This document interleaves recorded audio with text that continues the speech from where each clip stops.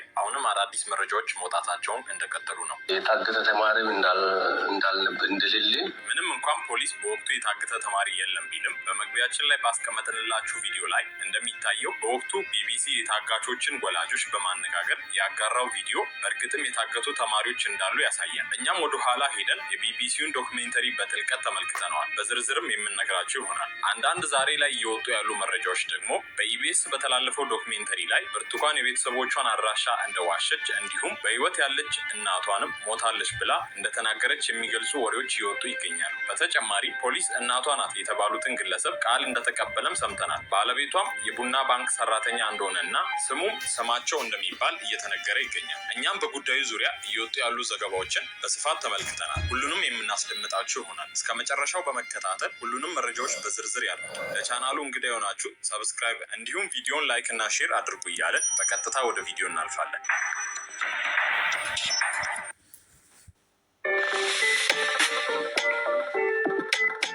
ከሰሞኑን በርካቶች ያወዛገበው በኢቢኤስ ቴሌቪዥን በአዲስ ምዕራፍ ፕሮግራም ላይ ስለቀረበው የብርቱካን ተመስገን ህይወት ዙሪያ ላይ በርካታ ስራዎችን መስራታችን ወይም ደግሞ ፕሮግራሞችን ማስተላለፋችን ይታወቃል።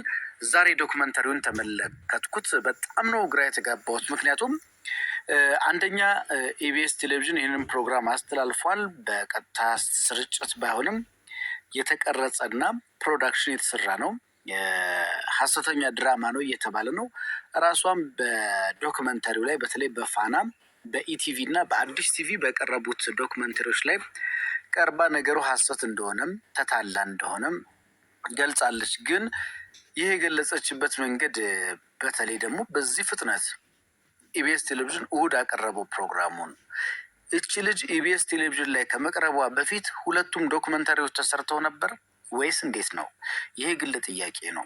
በ4 ቀናት ልዩነት ውስጥ እሁድ የቀረበ በኢቢኤስ ቴሌቪዥን ፕሮግራም ላይ የተላለፈ 3 ወር የተጠና የተባለ ስክሪፕት ወይም ድራማ እንዴት የመንግስት ሚዲያዎች በ4 ቀን ውስጥ ሰርተው ያቀረቡት?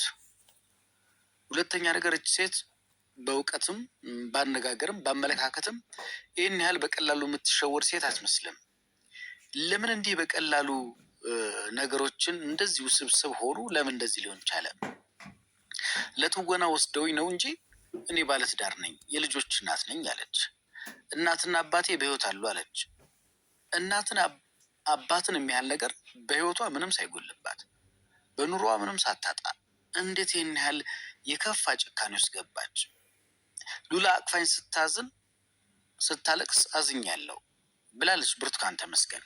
ይህን ያህል ሰዎች በሀሰተኛ ታሪክ በፈጠራ ታሪክ ሲያዝኑባትና ሲያዝኑ እንዴት የሚያስጨክል ልብ ኖሯት? መጀመሪያ ላይ ትክክለኛ ስቶሪ ቀርቦ ኋላ ላይ ደግሞ በነገሮች ወይም በጫና የሰረዘችው ታሪክ ወይስ የኢቢኤስ ዶክመንተሪም ሆነ በተለያዩ የመንግስት ሚዲያዎች የቀረበው ዶክመንተሪ ሆን ተብሎ ቀድሞ ተዘጋጅቶ በራሱ ጊዜ ቀደም ተከተል እንዲቀርብ የተደረገ? Days spent in sweet surrender to my surroundings, wrapped in stillness.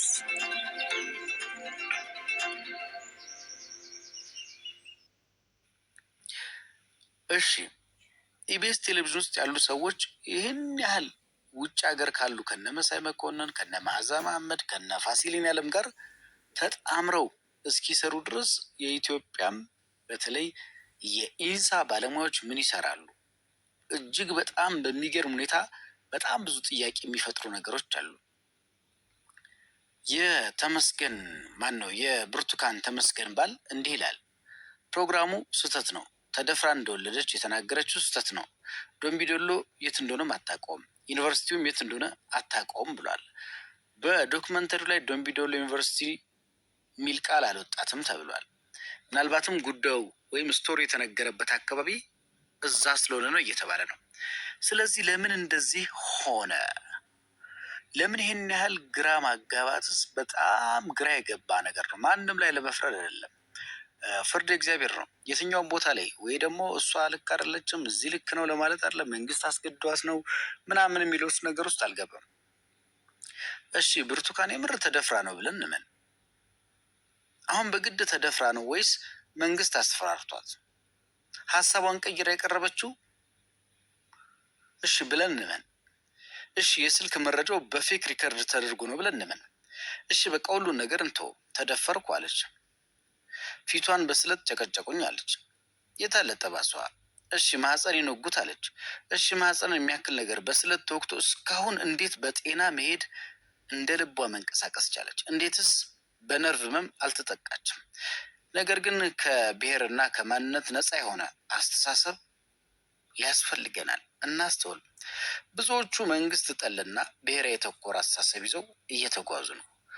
እሱ ደግሞ ለጀጅመንት ነፃ ያወጣል። አሁንም መንግስትን የመደገፍ ያለመደገፍ ጉዳይ አለ። መንግስት ልክ ነው አይደለም። ይሄ ነገር አመት ከ6 ወር ከነዚህ ሰዎች ጋር ቆየች አይደለ? ጫካ ውስጥ ካሉ ሰዎች ጋር አመት ከ6 ወር ጫካ ውስጥ ካሉ ሰዎች ጋር ስትኖር እንዴት ነው አንድ ጫካ ውስጥ ያለ ሰው ይሄ ሂውማኒቲ የሌለው ሰብአዊነት የማይሰማው ወይም ደግሞ በቃ በጉልበት የሚያምን ሰው ጫካ የገባው የትኛውን ነገር ሊያደርግ ተስፋ የቆረጠ ሰው ነው። 1 አመት ከ6 ወር እንዴት ዝም ብሎ ይታገሳል?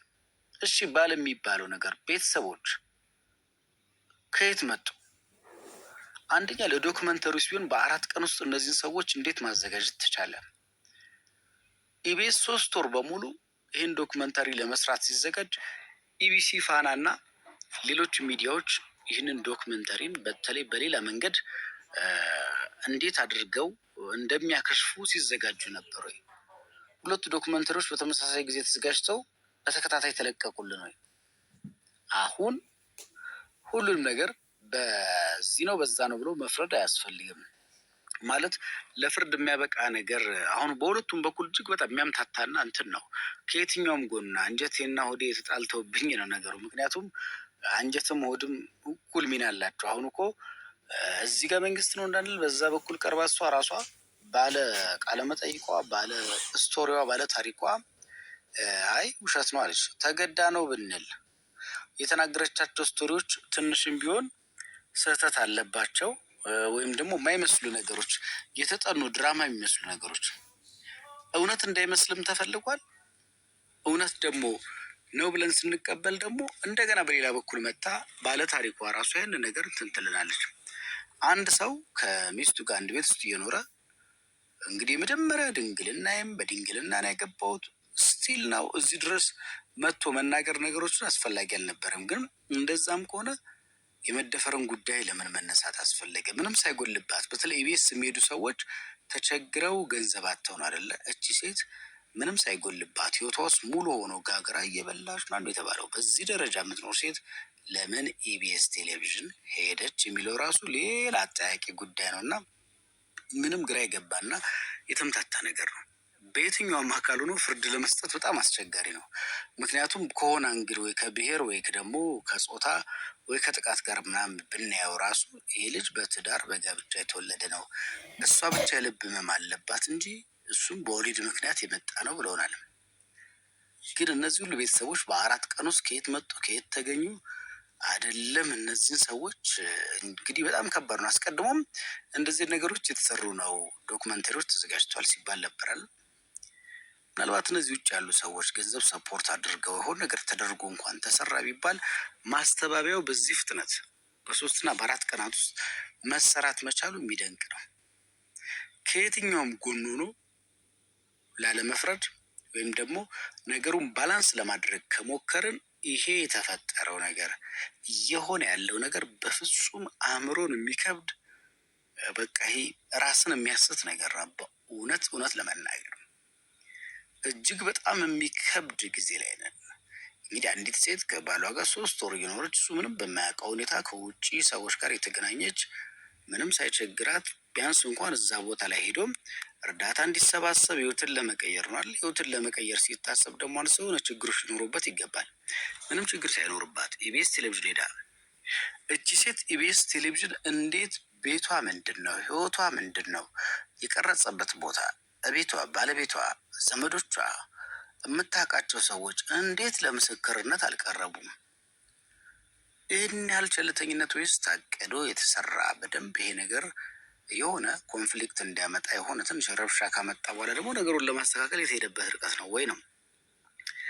ብዙ የሚቸግሩ ነገሮች አሉ ለውሳኔም ለድምዳሜም። እንደ ሀሳብ የተሰሙኝ ቅር ያሉኝን ነገሮች አነሳው።